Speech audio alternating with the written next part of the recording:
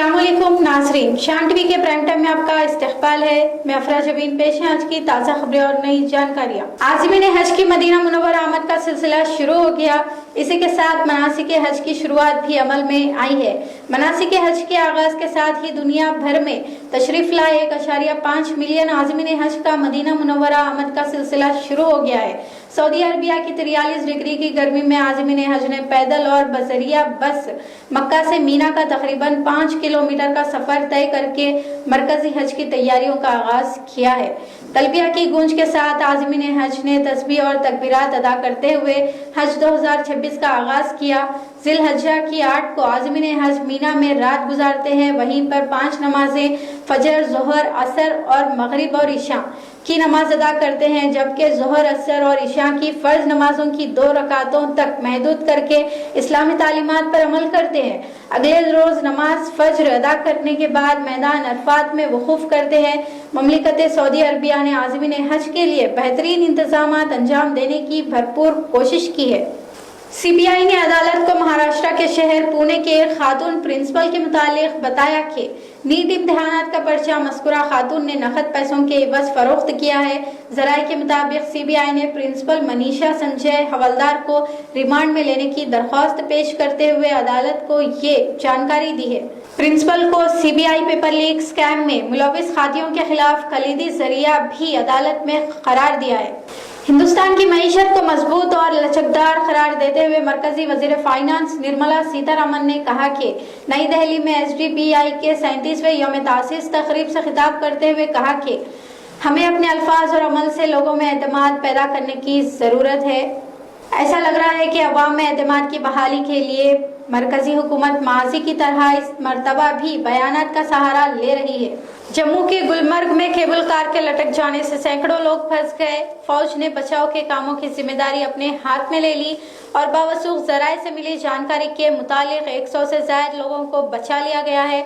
मस्कुरा cable car सयाहों को पहाड़ी इलाकों के बालाई हिस्सों में केबल कार के जरिए ले जाती है, जिसमें तकनीकी खराबी पैदा होने की वजह से रास्ते में ही रुक गई। खराब मौसम की वजह से भी मुसाफिरीन को काफी मुश्किलात का सामना करना पड़ा। दरमियान में फंसे लोगों को बचाने का काम जम्मू कश्मीर पुलिस के साथ मिलकर फौज भी कर रही है। भारतीय जनता पार्टी के कौमी अक़लियती सदर जमाल सिद्दीकी ने हिंदुस्तान के मुसलमानों को ईद उल अज़हा के मौके पर गाय की कुर्बानी देने से गुरेज करने की अपील की है।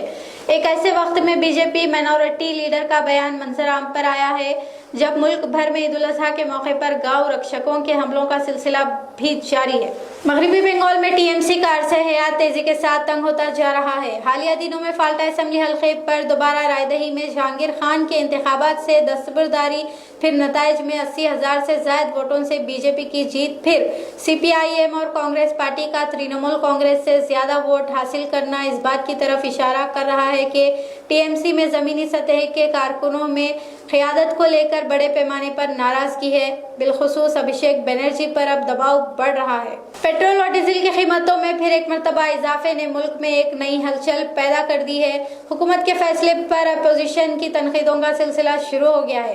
राहुल गांधी ने भी मरकजी हुकूमत नरेंद्र मोदी पर तंज किया है। राहुल गांधी ने कहा कि महंगाई मानव ने फिर एक मरतबा मुल्क की आवाम की जेब पर हमला किया है। कोलकाता पुलिस ने मगरबी बंगाल में तृणमूल कांग्रेस पार्टी के ममता बनर्जी के बाद दूसरे बड़े चेहरे अभिषेक बनर्जी के घर पर धावा किया।